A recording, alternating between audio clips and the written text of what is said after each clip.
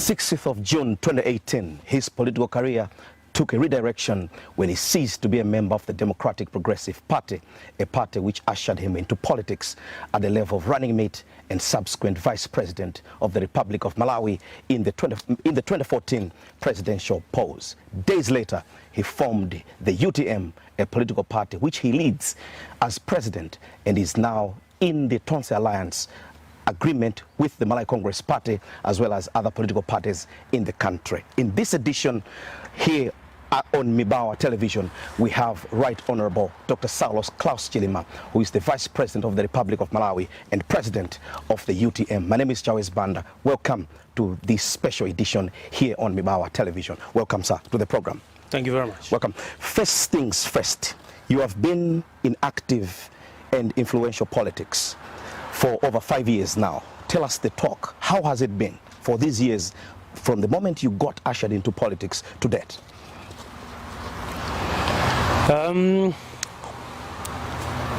Let me say that the politics probably started much earlier, because then it dates back to college days in 1993, 94, and then progressing into 99 and participated in 2004 and 2009, but perhaps to hold or to be involved fully in politics to the extent of holding a position, then that's 2014 when I left my job to go and partner with Professor Mutharika as a presidential pair for that tripartite election. So, well, it's been a mix, but prior to 2014, most of it was great fun because it was really activism in many ways, trying to propel young folks into the political arena. I do recall in 1999. The major task when I was invited in by the late Dr. Dumbulemani to help found the advancement for the youth or association for the youth advancement. One of the biggest, one of our biggest achievements was to see then Honorable Philip Bonari become an MP. That's one of the things that we did. Beyond that, it was basically, advisory and, where you wanted to participate in campaign activities, one would do that. But from 2014, it was now brew staff, full-time. Yes. I'd quit my job in the private sector and getting into frontline politics. So campaigning there, getting into the position of vice president and working until when I left in June 2018 or soon after that, founding with folks the UTM, which they were gracious enough to say I should lead, which I'm leading until now. There have been good moments and bad moments. Bad moments, especially when you fight, and you fight for the most petty and ridiculous things, jostling for power,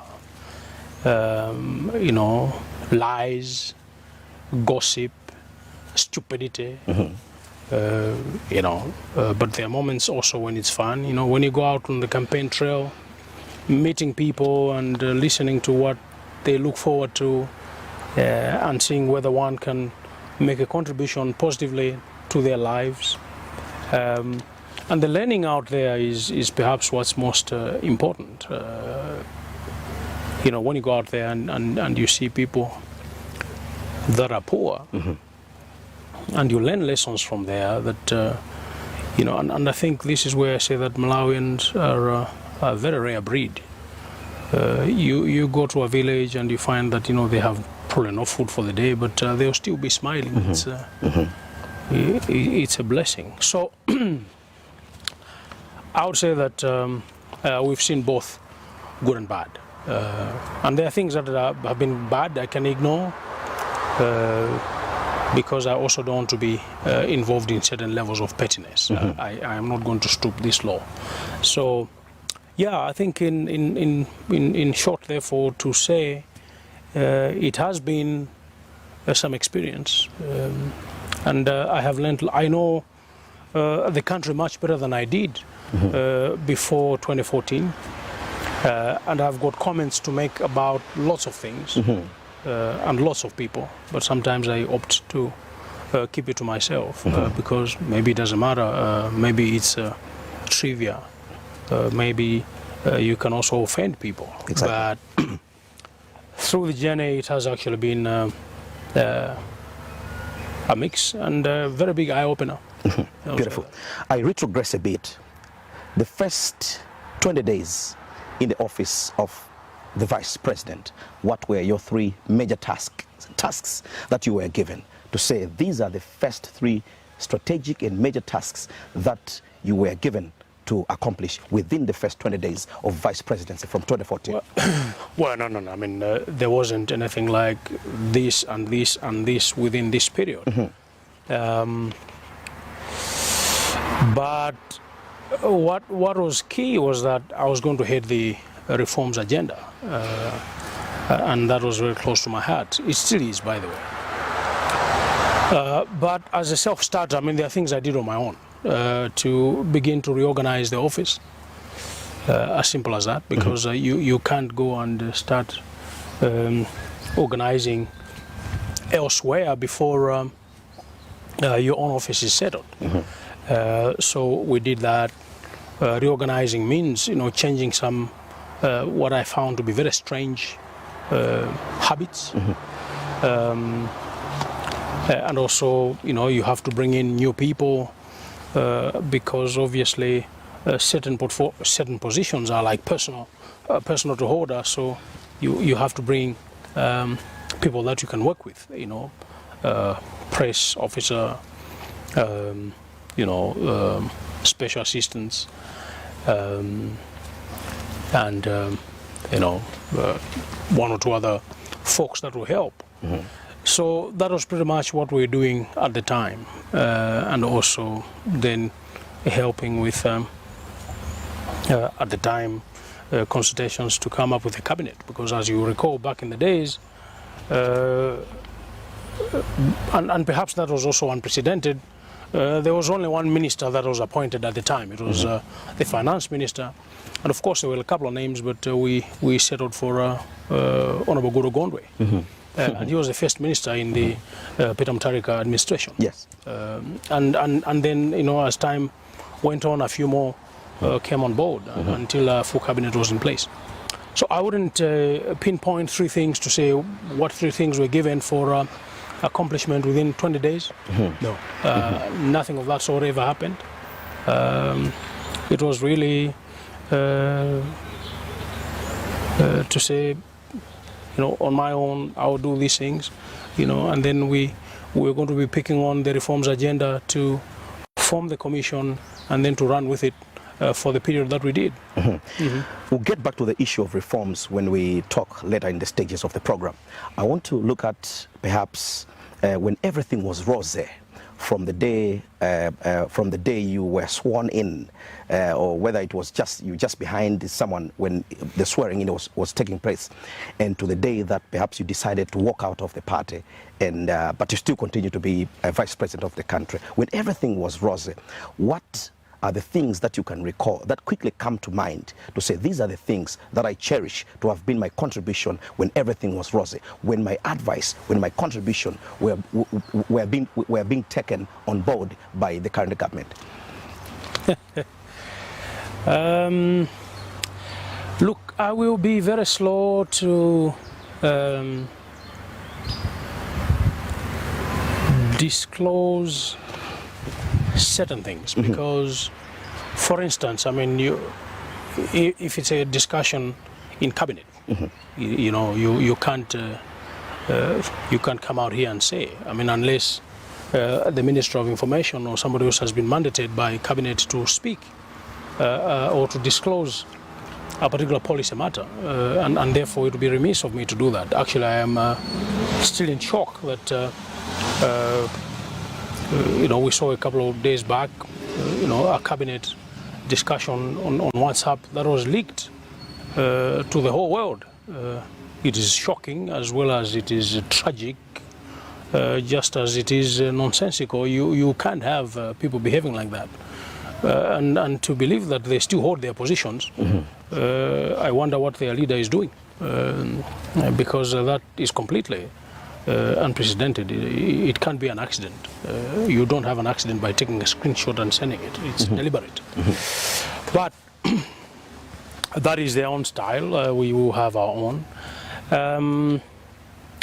But I can say, you know, the discipline of getting to work early, and if it rubs on, so people, you know, people started to come to work in good time. The fact that we could engage more freely with you know, people that I worked with and perhaps others to create a more conducive and more friendly working environment. You know, that's a very good thing.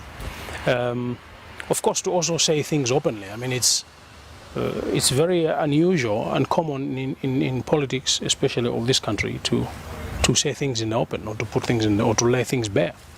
So maybe they will say you bend your fingers if you begin to do certain things in a particular way. You know, apart from those things that are visible from the reforms perspective, I wouldn't want to say I made this contribution at this level and it was taken on board. That's a bit, you know, childish, I think. You know, because it would have been either in cabinet or with the president. Either way, I still remain under oath. I can't be diverging such information. But what is there for all to see is in the public domain, I can provide clarification. And, you know, because it's out there, you are not offending anybody, or you're not breaching any oath that one would have signed. All right, moving forward. The political status quo. You formed the UTM in exercise of your freedom of association and freedom of and the conscience in politics. The UTM now is in the Tonse alliance with the Malawi Congress Party. You took a bit longer to announce the alliance and, of course, to come up with the nitty-gritties to lay the foundations of this particular political alliance. How difficult or easy was it to come up with this particular alliance? Well, I mean, first is that we took time, because you must obviously take time to reflect. You must take time to understand. You must take time to consult. And of course, eventually you must take time to decide. Those won't happen, you know, on a flip of a coin. It takes a bit of time. And you also ought to be sure that what we're getting into is going to work, because it's pointless to get into anything if it's not going to work. So we took you know, some time personally, and also with the party, some members, and so pretty much the national executive and also some people that we normally consult, you know, former politicians, political you know, scientists, you know, etc. Until eventually we took a position, because the disastrous thing that would happen is to get into an alliance because you are being bullied into one, or you're being blackmailed into one. It shouldn't be that. It should be because you share a common agenda.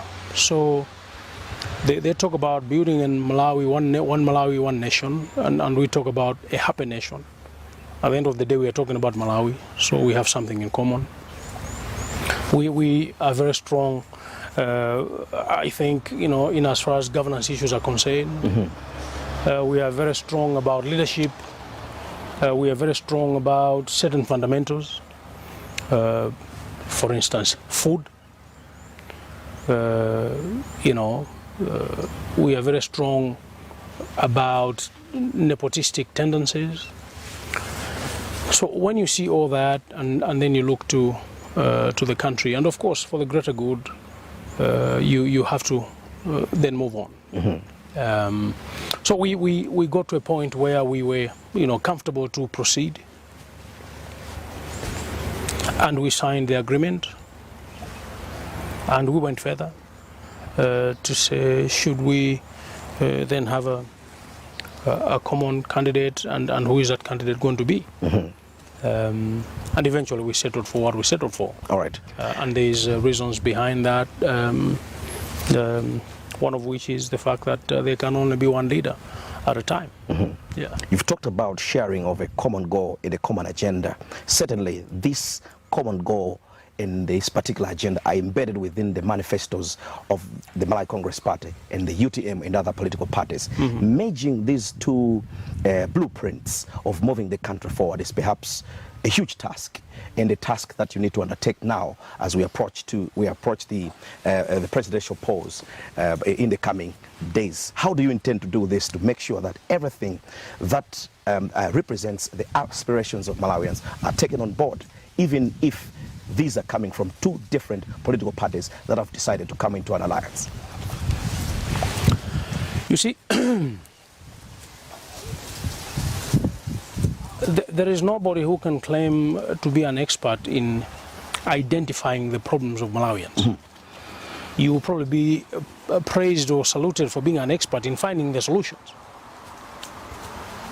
So we have in common, they may be stated differently, but the fact that we must look at the human person, mm-hmm, is the starting point. Because whatever you say still comes back to the individual. Why do you want to have better schools? Because you want somebody to go to school. Mm-hmm. And that somebody is a person. Why do you want to have medicine in hospitals? Is that when somebody goes or falls sick, they must go to the hospital, and that somebody is a person. Why do you want to have good roads? Is that so somebody can travel on good roads? And who is that somebody? Is a human being. So ultimately, you must agree on where you're starting from. So it is the person. And this is why we are saying, we want a country, for a happy nation. Everybody must be happy. When you go to school, you must be happy. If you go to the hospital, you must be happy. When you're doing business, your business must be thriving, you'll be happy. If you're employed, you must get a bonus, you'll be happy. If you go to church, you must go to church, and you're happy. You go to the mosque, you're happy.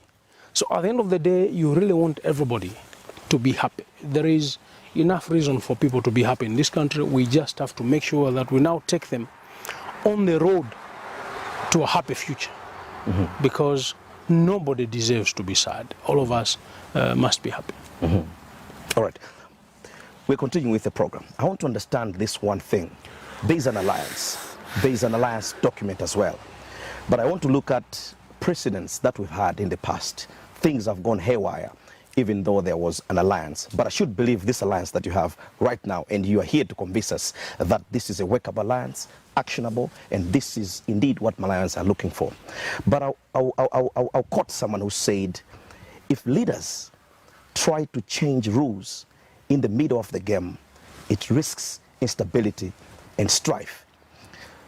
Without asking you to state the specific provisions in the alliance that you have, or to diverge the agreements in this particular alliance, do you have enough safeguards to make sure that this particular alliance doesn't collapse midway the journey to the realization of the beautiful Malawi, a Malawi that favors everybody without looking at where they're coming from or their name or everything else that is considered to be a vice? You see, there's perhaps three things here. Number one is what we have discussed before. Mm-hmm. Do we share a common agenda? You can call it a vision. Do we have the same aspirations? That is the first thing. The second thing is, do we have the know-how to deliver. And the last will be, for me, mutual trust. And I'm saying mutual trust because whichever agreement you make, you know, for as long as the Malawi or the Republican Constitution remains, whatever agreement you make will still be, you know, of lesser power, of lesser impact, if at all, to the Constitution. And that's where the trust comes in. And of course you can put safeguards. You know, you have witnesses, you have other people that, you know, could have spoken to us, etc. One individual must then rise above what we have seen and honor the agreement.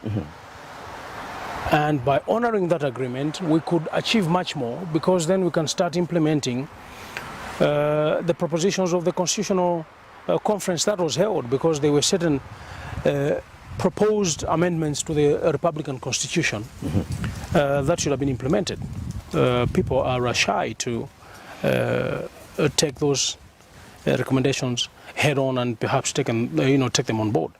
And for that to happen, you need very strong, solid leadership to say, even though they said, for instance, the office of the president, and I am the president, this particular position or this particular provision is now going to be diluted or completely amended so that it takes away the powers. We should be very quick to remember, we don't own the country. And therefore you can't be saying, oh, no, because I am. The Constitution is never written for one particular individual, it's for all of us. So we will need to always bear in mind that we can have the best drafted agreements signed by the best brains, witnessed by the greatest of all time, and you know, you can even take it and have it you know, filed with a court of law, with a court of law, both here within the SADC region, in African courts. You can go to the international, whatever you want. At the end of the day, for that to become effective, is that the one who is leading must be trustworthy. Exactly. And they must honor the agreement, period. The rest is only post honoring that agreement that you can begin to say, look, we also made propositions to look at implementing the propositions of the Constitutional Review Conference, and one by one you can start implementing.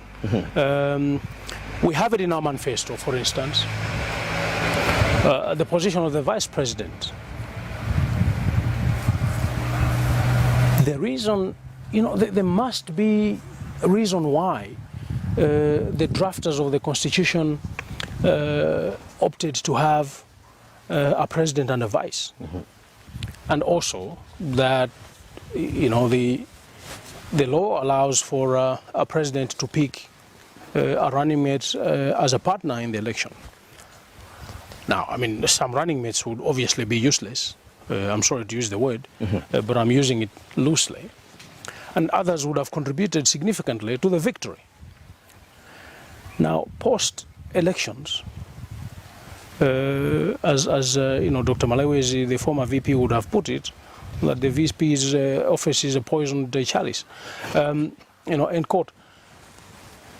It will continue to be that until such a time that people say, no, this is a political problem. It is a political problem because the Constitution also kind of permits the one who is president to have the luxury of abusing the president. I know that the legal minds will disagree with me, but my view, and having seen it personally, I mean, it's not a hearsay, I've experienced it myself, is that you are at the mercy of the president, A, to have a cabinet portfolio, and B, to have work to do.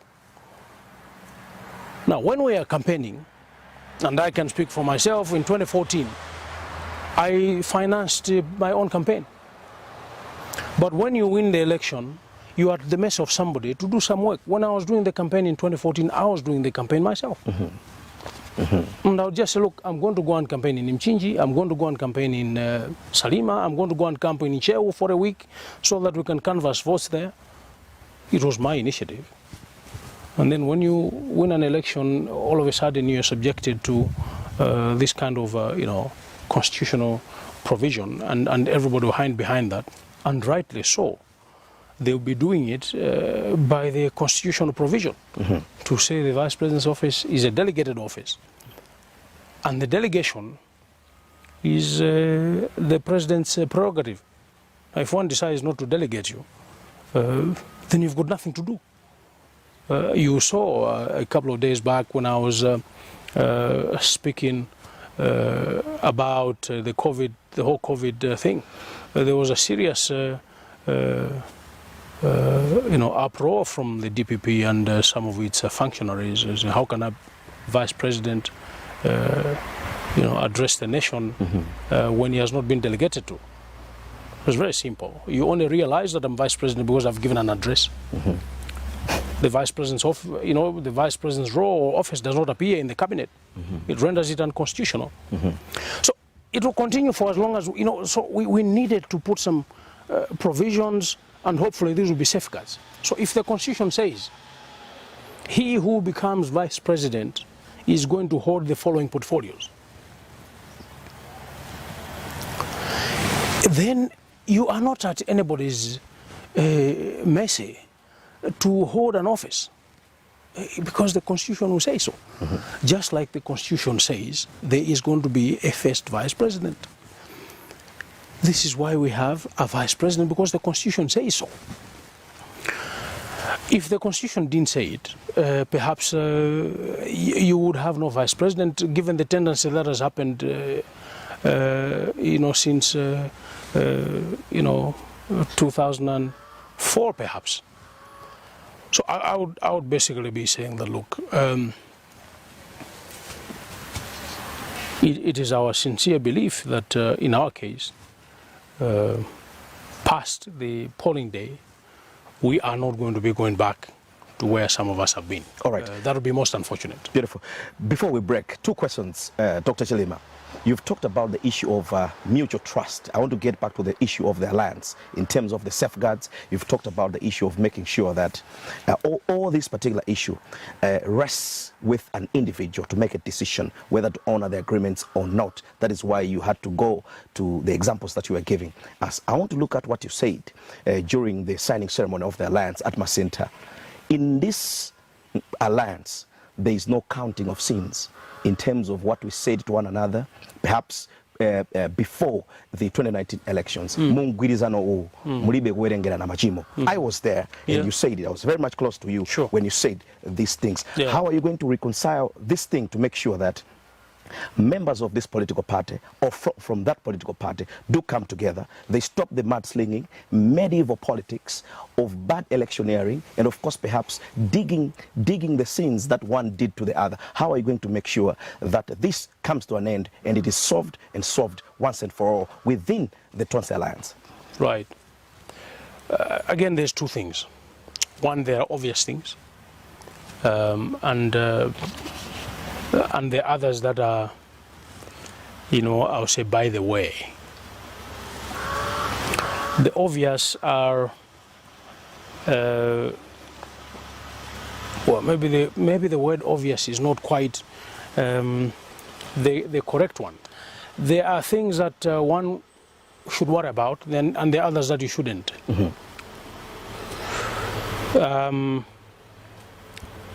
So if somebody goes on a political podium and they call me foolish, it's up to me to decide whether to worry about it or not. And I can tell you 9 out of 10 times, it doesn't bother me. I don't have time for such type of garbage. Okay. But there also be things that you have to pay attention to. So if somebody stole money and they think that we must ignore that, it's a problem. But people go out there and say, you were in the DPP, you are a youthful person. I don't know whether I'm still youthful. You are a youthful person, but you didn't do anything to help us. Now, on the one hand, you're saying, you know, delegation powers remain the prerogative of whoever is the president. Everybody understands that that is the situation. On the other, when you flip the coin, you're saying you didn't do anything. So it's kind of ironic that we understand that for one to be effective, somebody must really delegate them. And if they don't, you still get the beating. So you're being beaten twice, by not being given something to do, and by also being accused that you're doing nothing. So you're really being pressed, you're sandwiched, in essence. Your boss will be giving you nothing, so that's pressure enough. And the people that expect you to do something are also giving you pressure. And everybody will basically be saying, you know, you are not doing the right thing. And they're saying you're getting a salary. And then you're being paid. And I give the example. Look, COVID is a classic example. People are being paid for not going to work. Who are you going to blame it on? So, you know, something has happened, and it does call for people to be paid, even if they're not reporting for work. I would want to see how people are going to claim, you know, money from those that have not worked because of COVID.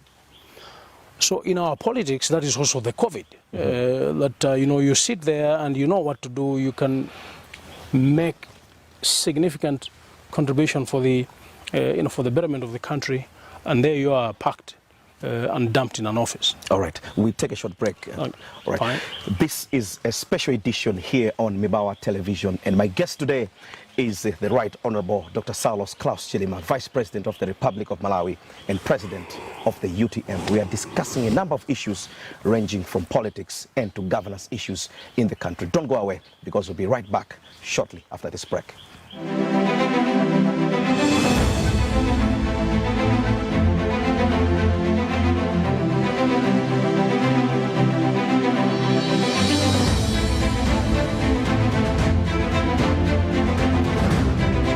Welcome back to this special edition right here on Mibawa Television. And remember, in this edition we have the Right Honorable Dr. Saulos Klaus Chilima, the Vice President of the Republic of Malawi and President of the UTM. He's giving us an overview and of course an idea of some of the things that fall under his domain in terms of politics and matters of governance in this particular country. Once again, my name is Chawezi Banda. Welcome to this particular edition. Welcome, sir, to our second half.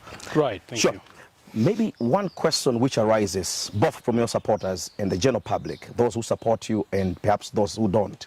You have already done your 5 years as Vice President of this particular country. And again, gracefully, when the Constitutional Court ruled that there has to be another election once the first one was annulled by the Constitutional Court, you're doing perhaps another year, we can say, or so, some months. One would ask, you have already done this particular 5 years or 6 years as Vice President of this particular country, and now you are into this particular Tonse Alliance, and you have humbled yourself to occupy the running mate position, which perhaps, if you happen to win, will usher you into government once again as Vice President of this particular country. Don't you see that this defies logic to a youthful person like you, whose ambitions perhaps we can say are quite skyrocketing to make sure that you can also matter at the very highest position of presidents? And if I may quote you at Masinta one time, you said, "Ooh, doesn't this defy logic this time around that you have allowed to run as a running mate?" Thank you. Look, before I even respond very directly, is to say what we need in this country is, first, for now, we need change. You know, and we want to make sure that things are happening right. And if things were working very well in this country, And it didn't matter who was the president, who was the vice president. It didn't matter who was there, because things are happening right. Mm-hmm. The reason we have offered ourselves is because things are not happening right. Mm-hmm. And therefore, we must make our contribution to make sure that things happen right. Mm-hmm. And this is why, we all set out to say, why do we want the position of president? Because at that point, that's when you can influence real change. And some of us have said we want transformation, starting from our own mindset. We should change the way we think, mm-hmm. the way we do things. And beyond that, we should change a lot of things. And having been in that position and having seen how presidents go bad, if they were already not bad, but how they go bad, I thought, we knew which buttons to press to correct things, certain constitutional provisions, dilution of the powers of the president, the removal of the presidential immunity, mm-hmm. And etc. But then we went to court and we came back, if you recall, the bills that went to Parliament first, soon after the Constitutional Court determination, mm-hmm. were that, one of the provisions was that if you have elections and nobody gets 50 plus 1, because that was the interpretation, you have to go back to another poll. At which poll the first and second position candidates would then go for a runoff. Mm-hmm. If that were to be followed religiously at the time, we could have gone in as 3 or 4 candidates. Mm-hmm. So DPP, UTM, MCP, and the others. But it also meant asking the Malawians to go to the polls 3 times. And perhaps sustain the instability and the unpredictability that is there in the economy. And this is where people say, look, it's now no longer just about me, it is about many more people. The economy has stagnated, and we can use the court case as a perfect example. Now we find the COVID as a very nice excuse. We forget the individuals that are running the economy, whether they are competent or not. We like to hide behind the situations. Mm-hmm.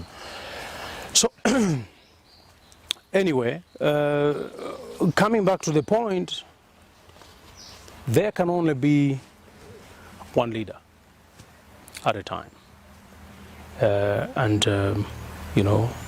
Like I said, if I can contribute without being in any leadership position and change will still happen, I'm glad to do that. And by the way, in the discussions that you talked about, mm-hmm. One of the possibilities was where I would say, look, if people want to go and maybe I should completely step aside. And others will say, no, you can't, because then you're defeating the whole purpose of this thing. Mm-hmm. But, there were moments when those kinds of discussions ensued. Mm-hmm. So I always say to people that it's not a desperation for anything, but it is a desperation to make sure that in this country things are happening right, so that people are happy. Cuts. Mm-hmm. So it doesn't matter whether it is you as a president or it is somebody else or it is me, for as long as we do things right and the people of this country are happy, it shouldn't matter who the president is. Beautiful. There is plenty to be done. I understand that one. You have had a huge following. In the presidential race that you contested in 2019, you came third with over 1 million plus votes. They said so, but the votes were contested in court. But if we are to go by that, you got 1 million plus votes. Just a year of forming your party. This is a no mean political base. It is quite substantial.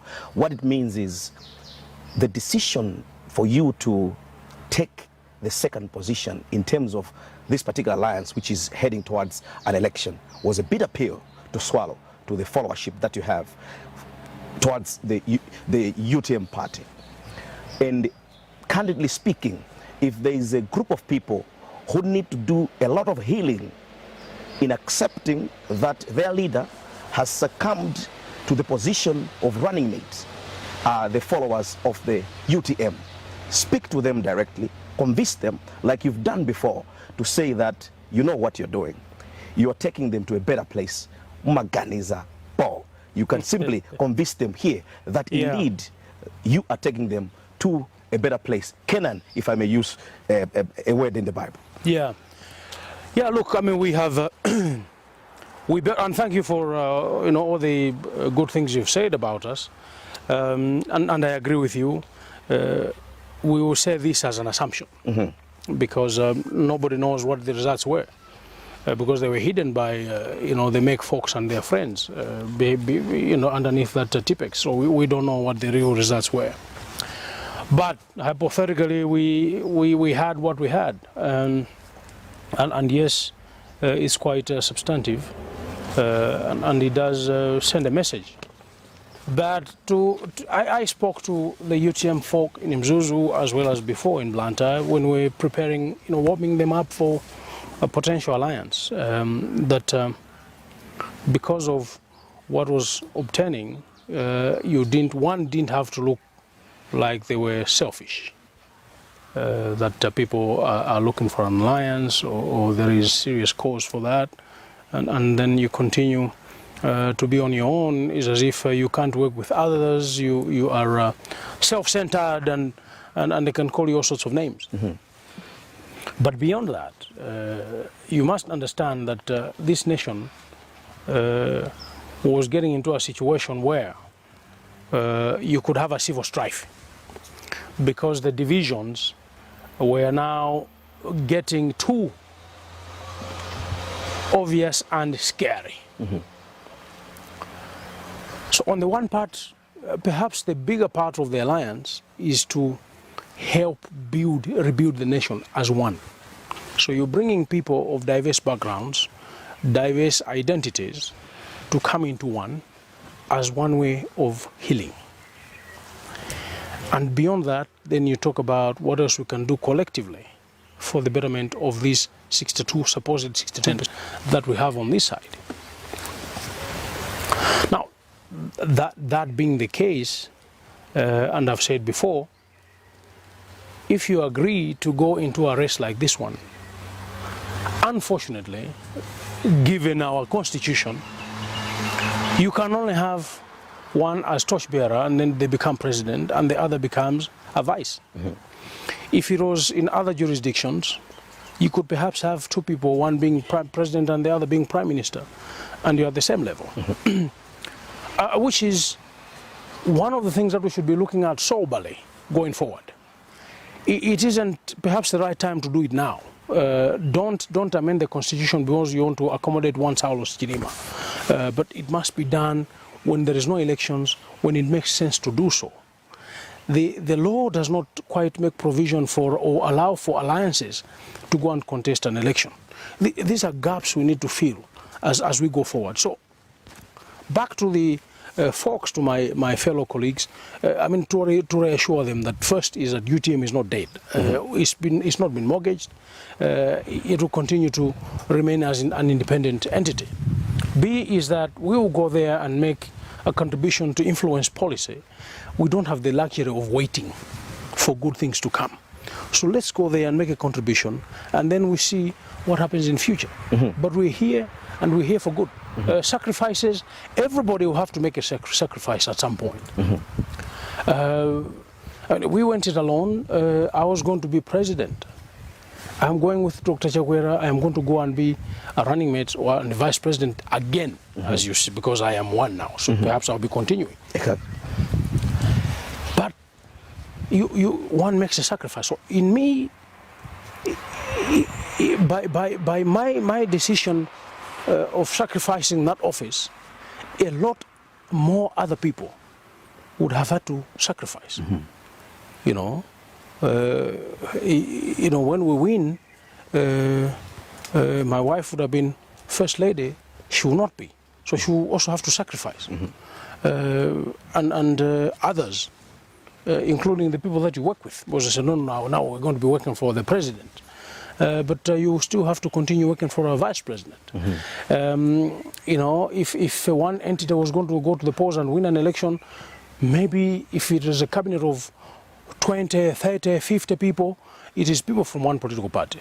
Now that you're in an alliance, you know, some people have got to forgo that for national good or for the good of the citizens. So at every stage, there is sacrifice and sacrifice. I mean, today we go for a rally on the political podium, instead of asking a whole array of UTM people or MCP folk to speak, you have to blend.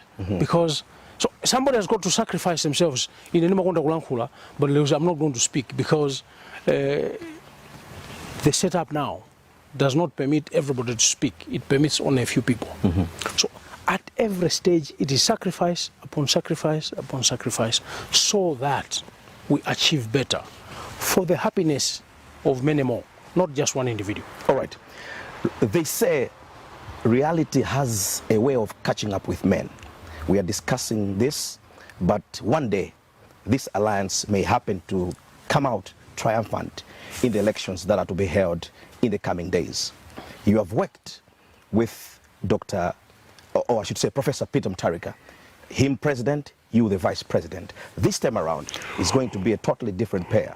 Dr. Chakwera and yourself as the vice president. We are agreeing here that leadership embodies everything. And if you want to transform things, you would have loved, if it were possible, UTM, led by yourself, be on top of things, to influence and have everything that you have in terms of ideas come into fruition so that Malawians benefit. What are your expectations in sharing an office or the office of presidency with Dr. Chakwera these coming days? No, I mean, look, expectation number one, which is for me the most important, is to basically say the agreement will have to be respected, period. If that is respected, the rest is a walk in the park. That's all. Is the trust that we talk about is simply that. There's an agreement, we know it, and nobody should be in breach, because that is where problems will start from. And some of us shouldn't be in that space, because then we might be deemed to be the problem, when in actual fact perhaps the system does not permit certain individuals of certain character to operate. The two of you, Dr. Chilima, I'm sorry to interject. The two of you, what's the quality of emotion that you share between the two of you? How quality, or what's the quality, on a scale of 1 to 10, what's the quality of emotion between the two of you, yourself and Dr. Chakwera? How do you mean by emotion? I mean in perhaps sharing the goals, and of course making sure that the mutual trust that you're talking about does really exist and exists from the bottom of the heart. Engagement. You see, it's you have to look at this thing on as a continuum. You can't say how much of this. No, we have started, and we will continue to engage and build a relationship over time. You can't put a time limit to say we think that by this date our trust levels would have grown from this to that. It doesn't work like that. But so, let's continue working. Let's continue to respect the agreement. Let's continue to respect one another. Let's continue to all guard and make him a good president. Not for my sake, it's for the sake of the country, because we stand out there on the political podium and we make pronouncements. We want to give this, we want to give that, we're going to fertilize or be like this and so on. It is not because you are trying to impress the person that is sitting next to you, but you're telling it to the many people that must believe your message and they must go turn out and vote. All right. So that's the only single thing that I would be looking forward to, is that the agreement must be respected. If it is respected, no problem. If it is not, a recipe for disaster. Again, unfortunately. Beautiful. All right, moving forward. I have known you as an individual who has performed pretty much remarkably in the private sector. I want to ask you a pretty much economic question to say the time you have been in mainstream government, certainly lessons must have been drawn that if the environment was conducive enough, you would have been able to advise government, the needs of the private sector, the chocks or the thorns that are crippling the private sector. If I may ask you this particular question, given chance that you happen to be a functional vice president, second to Dr. Chakwera, in this particular fantasized presidency that we're yet to have in this particular country, where are the areas or the aspects that you want improved in relation to the private sector? We always say the private sector is the engine for growth, and there certainly has to be a conducive environment where this particular engine has to flourish and thrive. Right. So, I mean, while you're going to focus on private sector, I would say that you want the public sector to also be fully charged up. Because there can't be private sector without public sector. And therefore, so I'll set aside the public sector side for now and drive, your specific, your specific question. There is engagements that have been done. There have been efforts that have been put to help, drive growth in the private sector. The public-private or public-private dialogue, there was a committee of cabinet ministers and business captains. Maybe it doesn't happen anymore. We need to go back and review what happened. But the point is, the private sector knows exactly what they want. What sort of incentives, what sort of environment,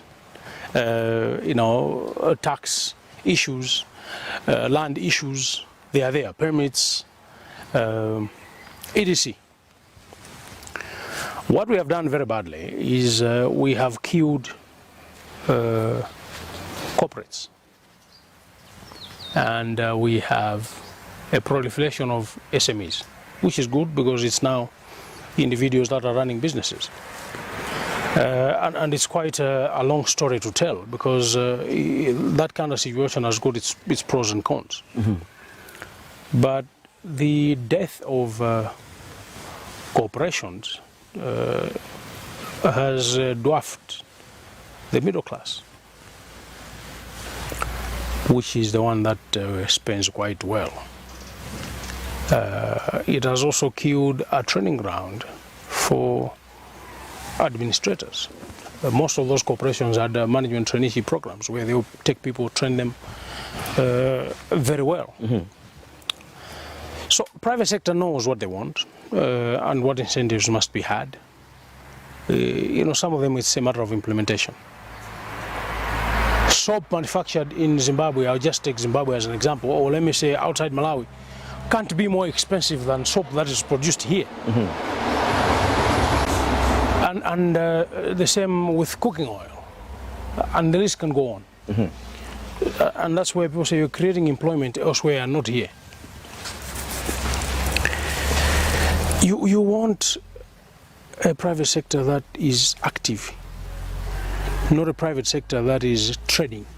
Production, let's incentivize private sector to produce here. A, for local consumption, for import substitution.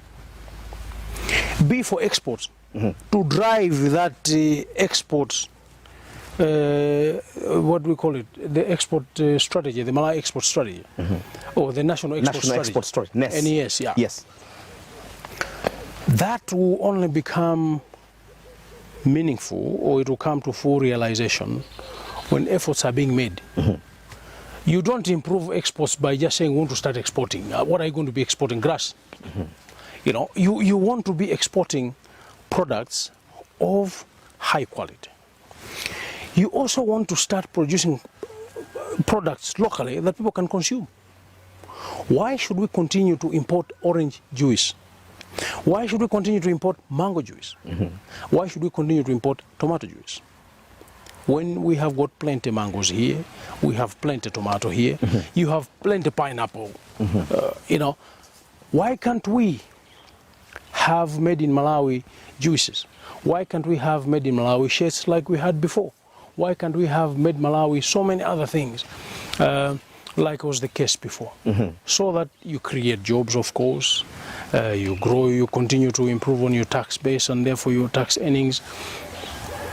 You earn more for the country because you are now exporting products of high quality, and also being able to track the proceeds. Don't just export and then that's it. The money is gone. Export and make sure there's a tracking mechanism to make sure that the money comes back and it does what it is intended to do, which is to improve on our balance of payments, for us to have a stable exchange regime, not one that is massaged, and also not one that is fluctuating like a yo-yo when it is let loose. But we must have an economy that is, being managed properly, because we are making deliberate efforts to incentivize the private sector to make its meaningful contribution to the national stake. So we do know what private sector wants, and they can come with a shopping list. But you must also be able to say this can be done, this can be done, and give a rationale why certain things can be done, and that which can be done, you also give a timeline to say we're going to achieve this within this time frame. All right. Moving forward, as we approach the end of our program, Dr. Chilima, privatization of public resources by way of corruption. You have led from the front when it was not fashionable for vice presidents fighting from inside, speaking strongly against corruption. Kuba kopanda nago manyaz, if I'm to quote you. You have also said time without number that this country does have the resources that we need to support ourselves. I'll quote once again one Justice of Appeal, Justice Resident Zikamanda, when he once led as director of the Anti-Corruption Bureau. I asked him, are you doing enough in terms of using the instrument of the public, the Corrupt Practices Act? He said, we are doing all we can. And this country is not short of pieces of legislation to guard against plunder of public resources. We have got the Public Audit Act, Public Procurement Act, we have got the Assets Declarations Act, we have got the National Audit Act, and not forgetting, we also do have the Public Finance Management Act. All these pieces of legislation were put in place to safeguard the public pace. Including access to information. Access to information, beautiful. Now, all these were put in place to make sure that we safeguard the public pace, but still we are losing money through the loopholes of corrupt practices. What do we do moving forward to make sure that this particular vice has to come to an end and has to end once and for all when we move forward? Well, I mean, they say there's so many ways of skinning a cat. Having been in this system, and I'm talking about in the public service, and for me to come back and say we now need to amend Section 92, Section 91, I think subsection 2, that talks about presidential immunity. The point is made because I understand how it works. You need to chop what is deemed as the source of authority. This is by orders from above. Everything. You transfer people from one corner to another, it is orders from above. You punish somebody, it is orders from above. You misprocure, it is orders from above. So since this is specifically talking about corruption, and we are stopping prosecution against a sitting president, in essence we are saying, for all he wants, the president can be corrupt for as long as he's in office. Don't touch him or her. But when they come out of office, then you can touch them. And the president is allowed two consecutive 5-year terms to make it 10 years if you are going to be successful. So if the president was a thief, okay, as we have seen in some cases, you are giving them a blank check to be stealing for 10 years, within which period they can't be asked any question. It's a very strange provision, and that's why some of us think that it must be scrapped. People must be investigated, regardless what position, whatever position they hold. I mean, a president, a vice, and they get tax-free benefits. Salaries are tax-free. Whatever you eat is taxpayers' money. And then on top of that, you must steal the same tax. And further to that, you're also immune. So you can steal freely for as long as you're president, and nobody will touch you. They only touch you when you're out of office. Ridiculous. I think that must be amended so that we start dealing with it. Remove that. Politically connected people get contracts. I was talking about the COVID, and nobody has come to contest this. You know that in the COVID, search for personal protection equipment, ministers were sourcing quotations. And where is it written anywhere that a minister is responsible for sourcing quotations for supplies? But why is that? It's because we have said the politically connected can benefit, and all they will say is this is a cabinet decision, and you have got no basis to go and question whether it was indeed a cabinet discussion. Who are you going to go and ask? And when instead the president has directed, do you have the president's phone number to confirm whether he has indeed directed or not? So chop some of the things that we can see, and then make sure that they don't have too many powers to continue doing certain things. All right. I will not leave this interview comfortably if I don't ask this question. It really resonates pretty well, even with me, because you've talked about the issue of personal liability for heads of ministries, departments and agencies of government, mostly perhaps parastatals, that do release money supporting a political party. You have repeated this time without number, that should you happen to rise to the reins of power, you will hold heads of parastatals and other government departments personally liable for doing that, because they were either coerced to do that or they did that willingly because they were a party to everything that was happening. How plausible will this be? Have you sold this particular idea to Dr. Chakwera, that these people have to be held personally liable so that we can set a precedent for purposes of posterity? Earlier on, I was saying that we preach the same message about governance, and this is purely an issue of governance. And yes, we mean it. We will not change the course if we are going to continue business as usual. Okay? So parastatal heads, no. Heads of department, no. That you can't fund the political organizations. So it doesn't matter how you're going to hide. Whether you're going to hide it as a donation because you sent your people there to go and have a party, and you bought a table of so many people, etc., etc. I'll tell you this, I mean, as crazy as this. End of year, we print Christmas cards. And the president will send, ministers will send, PSS will send, Inspector General, Malawi Defense Force Commander will send. So many other heads of different organizations are sending each other Christmas cards. On whose account is that? Is the taxpayer. Do the taxpayers receive any Christmas cards? Do we send to the people in the village Christmas cards?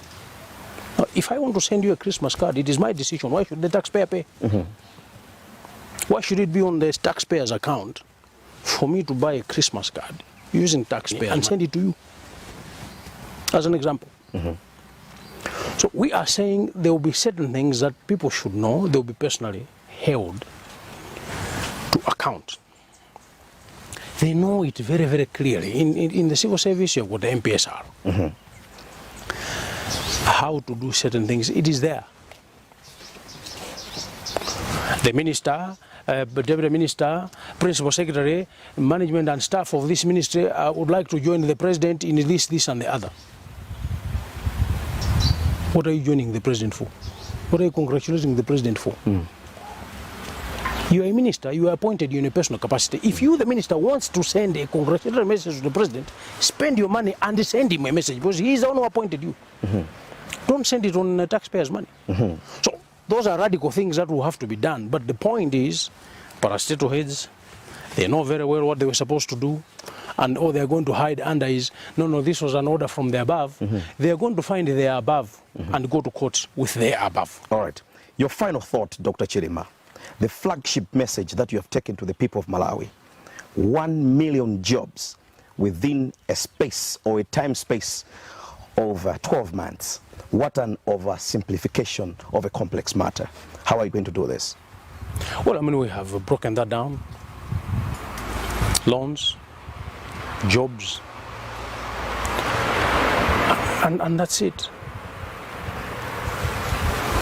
There is so much construction to be done here. And beyond a certain point, I said, I'm not going to disclose the how. Because when they start implementing what we have said, they're also doing it wrongly. So trust me, it will be done. We'll create the jobs in 1 year and we'll continue. Because we don't make pronouncements without thinking through them first. Yeah. I don't want to muzzle you. What are your final words to the people of Malawi, Dr. Chilima? I would just say that, look, we have another opportunity to have to chart a new way forward for this country. And that we are looking for a country where all of us are happy. So I'll say, you know, when the elections date comes, A, go and vote. B, protect that vote. And C is to say, a happy nation is possible for all of us. All right. And therefore, everybody must do their part. Beautiful. Thank you. Thank you very much. And my deepest appreciation for allowing us time to talk to you, Dr. Chilima. Thank you. It's been a pleasure. Thank you. Welcome. That's where we end this edition here on Mibawa Television. We were very much privileged to date the Vice President of the Republic of Malawi, Dr. Saulos Klaus Chilima, who is also leader of the UTM, which happens to be in the Tose Alliance with the Malawi Congress Party and other political parties in the country. I hope you have enjoyed the package. My name is Chawezi Banda. Until next time, when we also come with yet another high-profile guest in this special edition here on Mibawa Television. I'm just wishing you all the best and keep watching Mibawa Television.